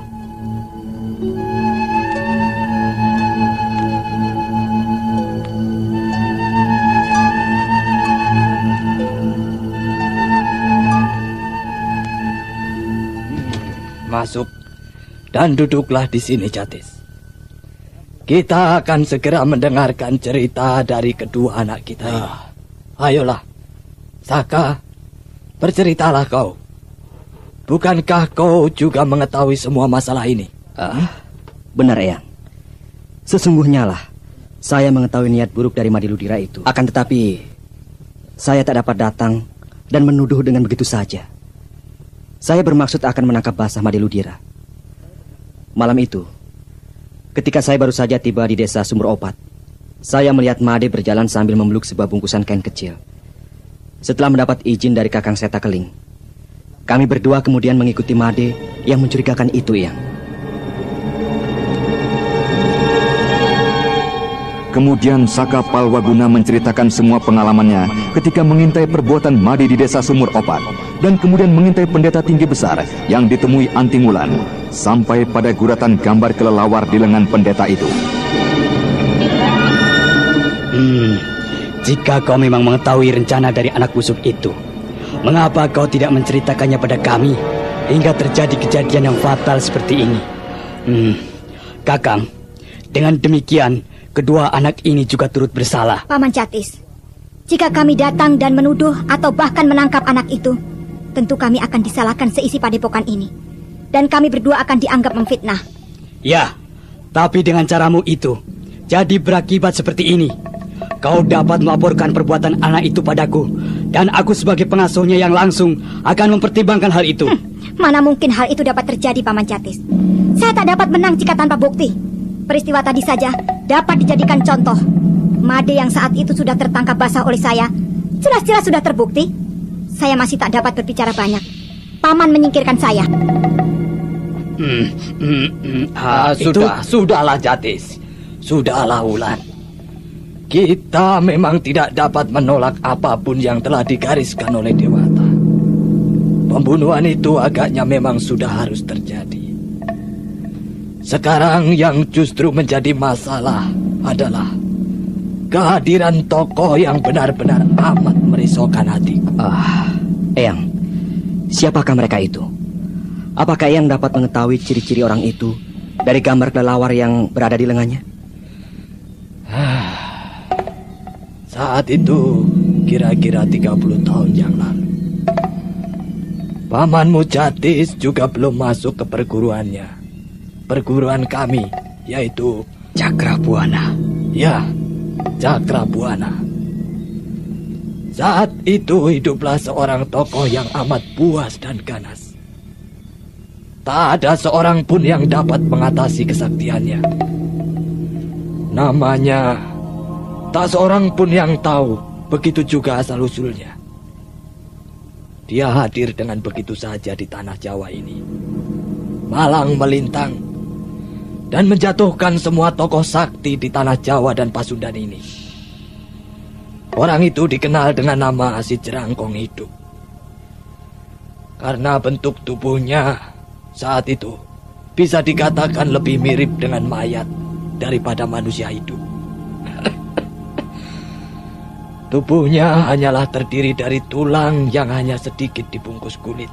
Lalu, apa hubungannya dengan pendeta yang saya temui itu, Eyang?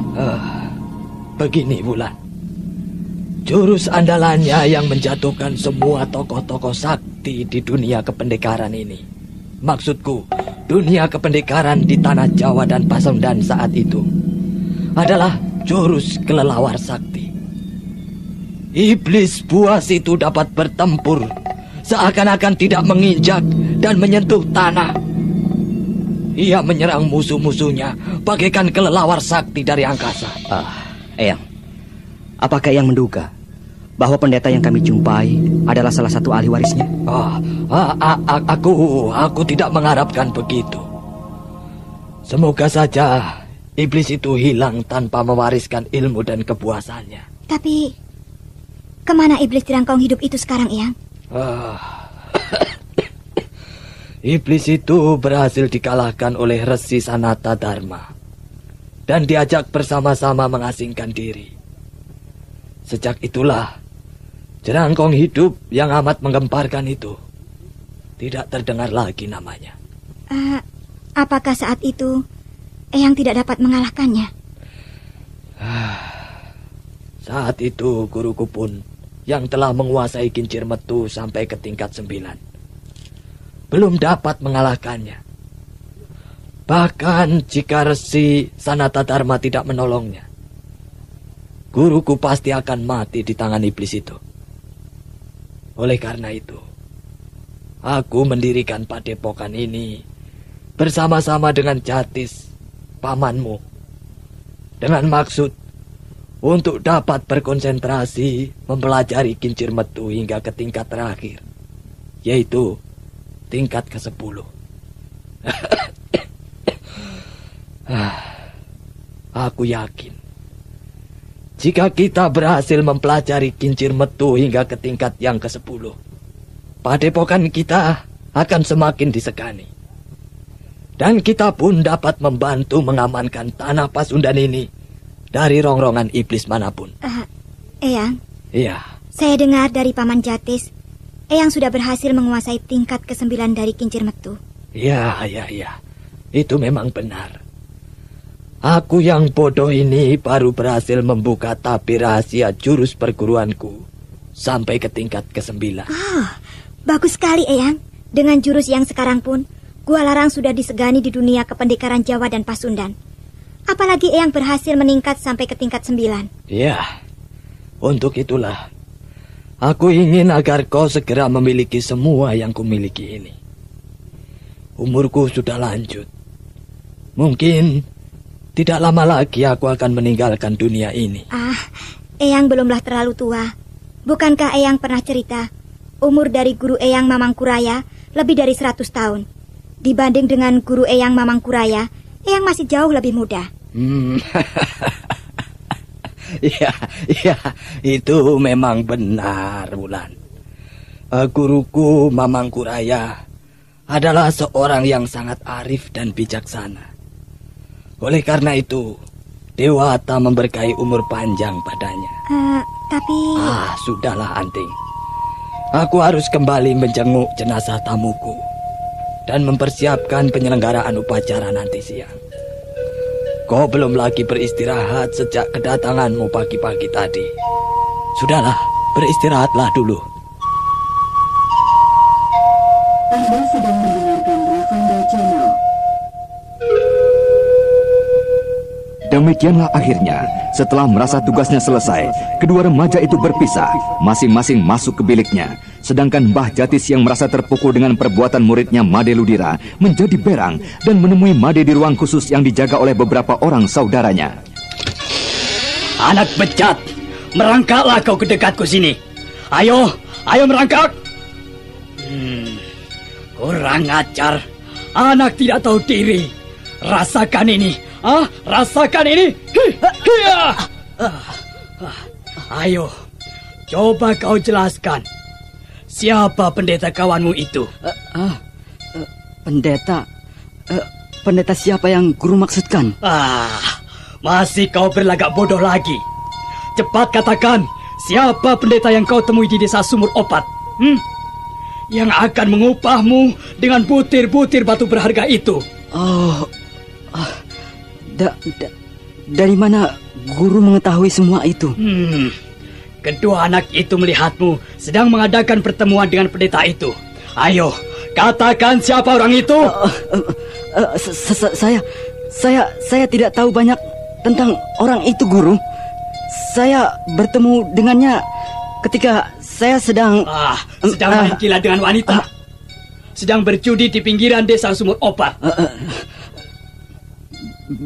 Benar, guru. Ampunkan saya. Perbuatanmu melakukan perjudian dan bermain gila dengan wanita masih ada hukuman dan masa pertobatannya. Akan tetapi, untuk pencurian dan pembunuhan tak ada peraturan dalam perguruan kita.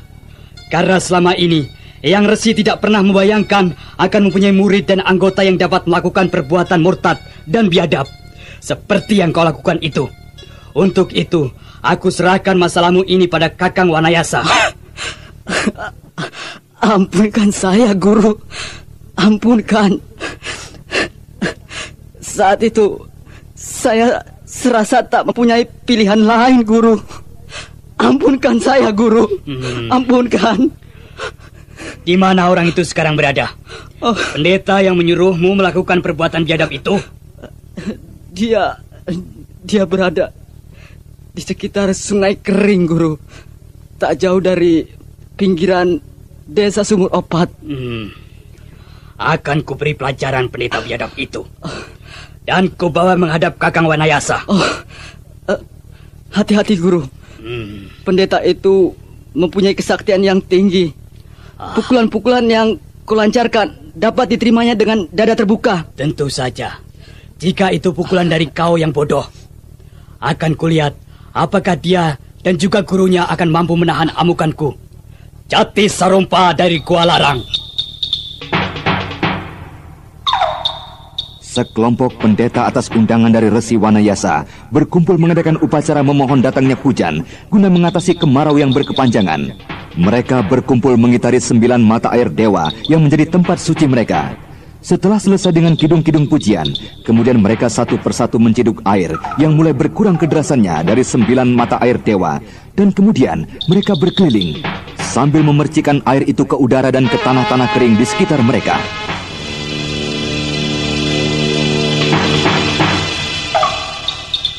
Adiwulan, kenapa Kakang Seta dan Adi Awu belum juga tiba dengan rombongannya? Apakah mungkin telah terjadi sesuatu dengannya? Aku kira sebentar lagi juga mereka akan datang, Kakang. Kita tunggu saja. Iya, kita tunggu saja. Mudah-mudahan tidak terjadi sesuatu apapun dengan rombongan itu. Hei, lihat itu.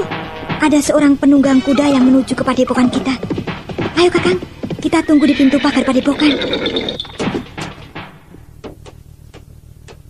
Maaf, sahabat. Siapakah Anda? Dan apakah tujuan Anda mengunjungi padepokan kami? Penunggang kuda tersebut sesaat terhenyak. Akan tetapi, ketika ia menyadari di mana ia berada, segera saja ia melompat turun dari kudanya. Kenapa padepokan ini kelihatan tidak seperti biasa? Sepi sekali. Aku tidak banyak melihat murid dan penghuni padepokan ini hilir mudik. Kami sedang mengadakan upacara sembahyang di belakang padepokan kami. Ada yang bisa kami bantu, kawan? Jika upacara itu sudah selesai, aku ingin bertemu dengan Sang Resi. Aku datang membawa pesan dari Mahaprabu sana, dari Galuh. Kalau begitu, mari silakan masuk dan menunggu sebentar di dalam. Baiklah. Hea, hea, hea, hea, hea.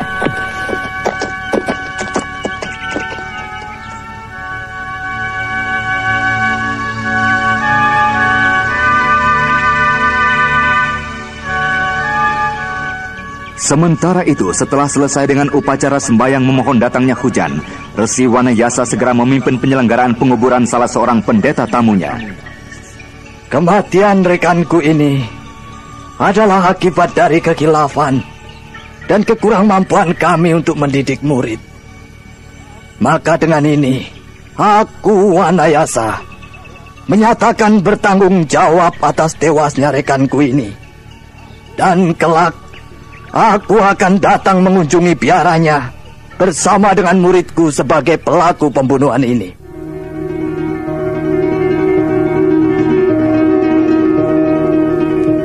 Tidak lama setelah penyelenggaraan penguburan dilakukan oleh Sang Resi, para undangan diminta kembali untuk beristirahat. Dan kemudian, Resi Wanayasa memanggil kedua muridnya Saka dan Anting. Ada apa, Eyang? Eyang memanggil saya? Aku tidak melihat Jatis sejak upacara ini dimulai. Tahukah kau di mana pamanmu berada? Tidak, Eyang. Saya tidak melihat paman Jatis. Demikian pula Wulan juga tidak melihatnya. Iya. Aneh sekali. Kemana di Jatis? Jika demikian, kau bisa memerintahkan para murid dari padepokan agar semuanya waspada. Perketat penjagaan. Aku khawatir jika kita kedatangan tamu yang tidak diundang, yang akan menyusahkan kita. Eyang, hari ini kita kedatangan seorang tamu khusus dari Galuh. Dari Galuh? Iya. Siapakah dia? Utusan dari kerajaan Galuh, dari Mahaprabu sana. Oh iya, dari sana, kemenakanku. Lalu di mana dia sekarang? Suruh segera menghadapku. Dan kau Saka, laksanakan perintahku tadi. Perketat penjagaan di sekitar padepokan. Baik, Eyang.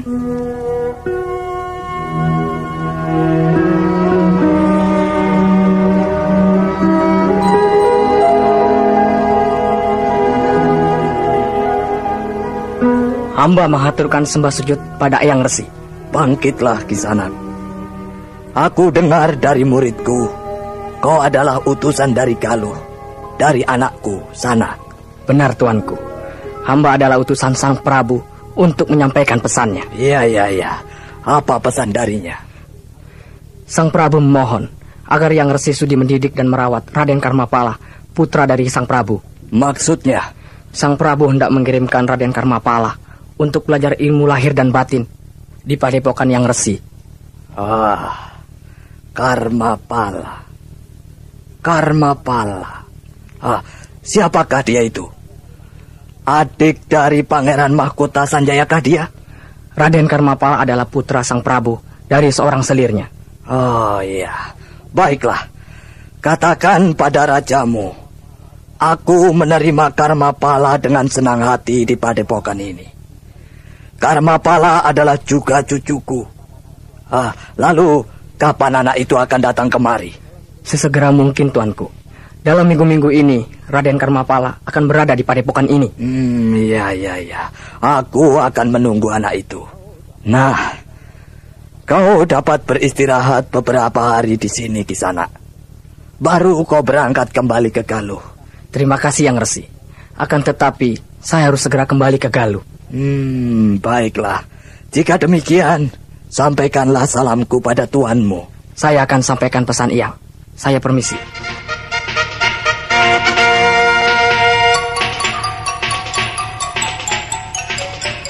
Pagi harinya, setelah ditinggalkan oleh Saka Palwaguna dan Anting Wulan, rombongan Raden Setakling dan kawan-kawannya beristirahat beberapa saat untuk segera melanjutkan perjalanannya. Dan ketika matahari telah memancarkan panas paginya, Raden Setakling pun mengisyaratkan rombongannya untuk meninggalkan sumur opat. Akan tetapi, ketika rombongan itu tiba di daerah Bukit Hutan Kayu, di sebuah jalan yang cukup sempit untuk dilalui rombongan kuda sekaligus, tiba-tiba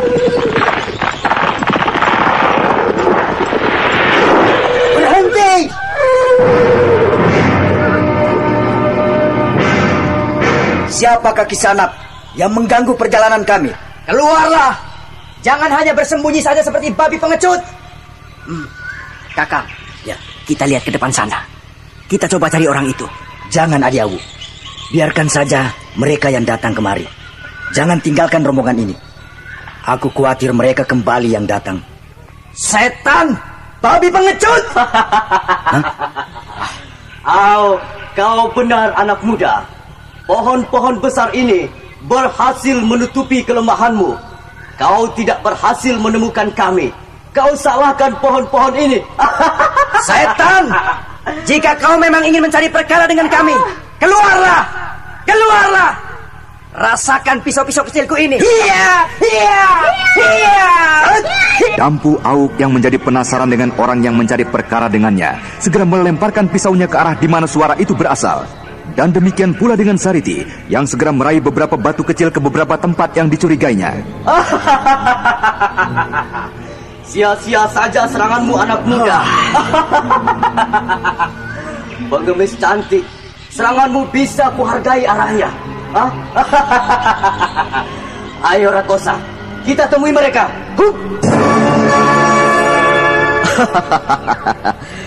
Inilah aku anak muda. Akulah yang mengganggu perjalanan kalian. Hei, siapakah kalian berdua? Dan apakah maksud kalian mengganggu perjalanan kami? Kau benar, Rakosa.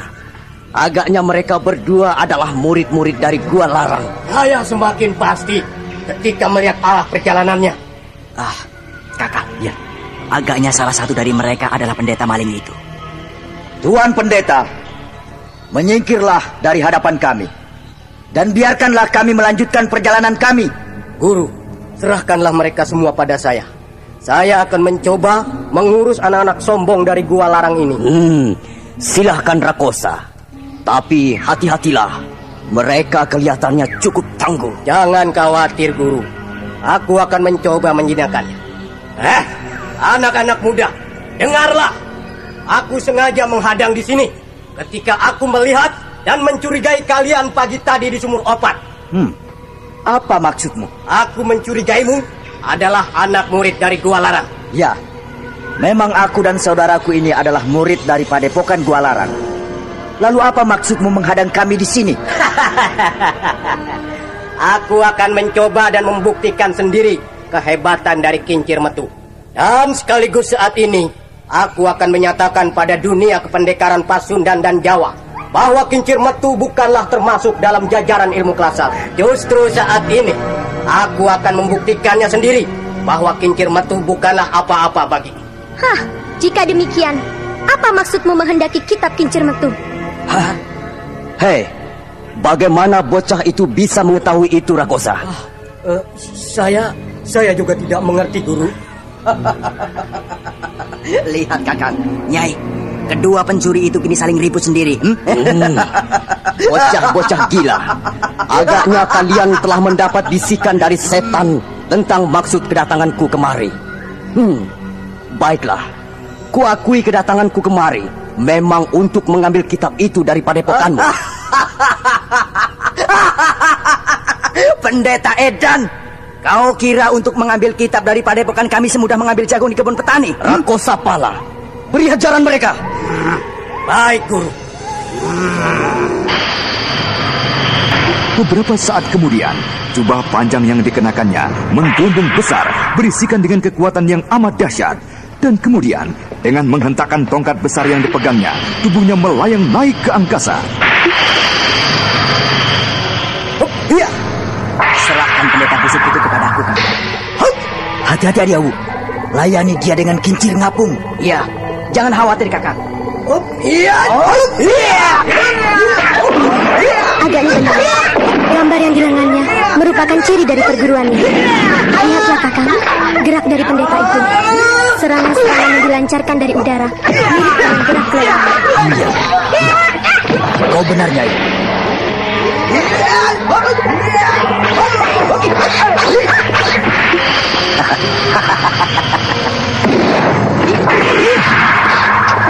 Pertempuran antara Dampu Awuk dan Rakosa Pala berlangsung dengan hebatnya. Serangan demi serangan saling mereka lancarkan.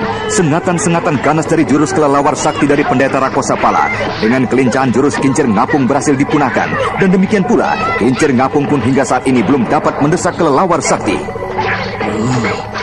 Anak bodoh, benar-benar membuat malu. Ayolah, majulah kau bersama-sama. Hadapi aku Girinda sana.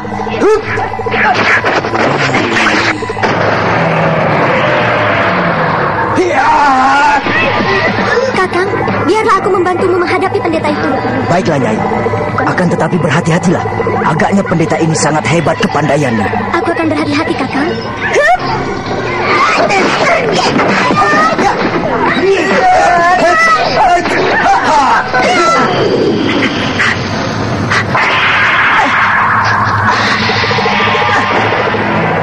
Kenapa berhenti, Tuan Pendeta?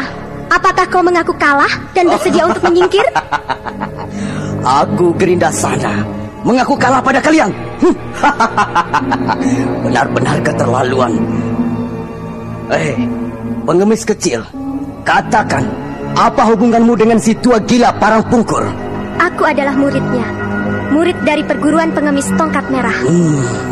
Jika begitu, menyingkirlah kau. Aku tidak ada urusan denganmu. Aku berada di tengah-tengah rombongan ini justru karena perintah guruku. Bagaimana mungkin aku menyingkir? Anak gila, jika memang kau tidak mau menyingkir, jangan salahkan aku jika kau tidak dapat mengemis lagi. Kaulah yang sebaiknya menyingkir, Tuan Pendeta. 5 tahun yang lalu, boleh aku merasa takut dengan nama besar perkumpulan tongkat merahmu dan gua larang. Tapi saat ini, sekalipun kalian memusuhiku, aku tidak gentar sedikit pun. Ayo, bersiaplah kalian. Aku akan membuat kalian pulang dengan anggota tubuh yang tidak lagi lengkap.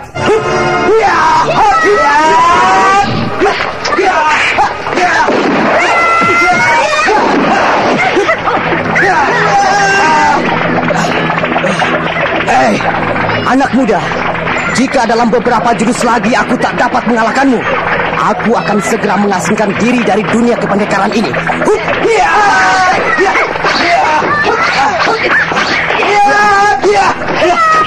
Demikianlah pertempuran pun kini menjadi 2 arena. Dampu Awuk dengan Rakosa Pala, Raden Setakling bersama dengan pengemis wanita murid dari Parang Pungkur melawan pendeta Girinda sana. Angin pukulan yang berbahaya dan juga menerbangkan batu-batu itu membuat Rara Angker, Raden Purbaya dan Cempaka menyingkir jauh dari arena.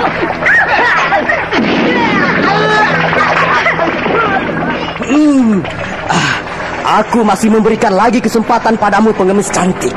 Tinggalkanlah arena ini. Aku lebih baik mati daripada harus meninggalkan arena ini.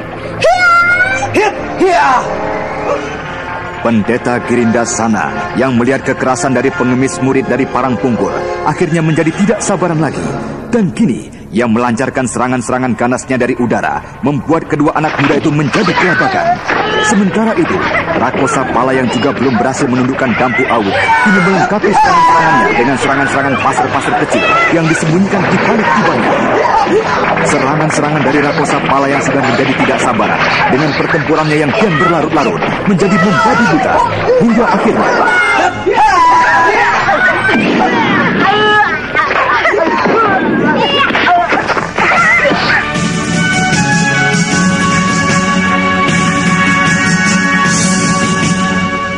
Dampu Auk yang melihat serangan-serangan pasar yang berhasil dielakkannya mengenai Rara Anggen menjadi semakin kalap dan membalas serangan-serangan dari Rakosa Pala dan tanpa memperhitungkan lagi keselamatan dirinya. Nah, para pendengar sekalian, apakah yang terjadi dengan Rara Anggen dan bagaimana dengan akhir dari pertempuran di Bukit Hutan Kayu? Apakah Raden Setakeling akan berhasil membawa rombongannya selamat tiba di tujuan? Untuk mengetahui semua jawabannya, ikutilah kelanjutan dari kisah Babat Tanah Leluhur. Sampai jumpa.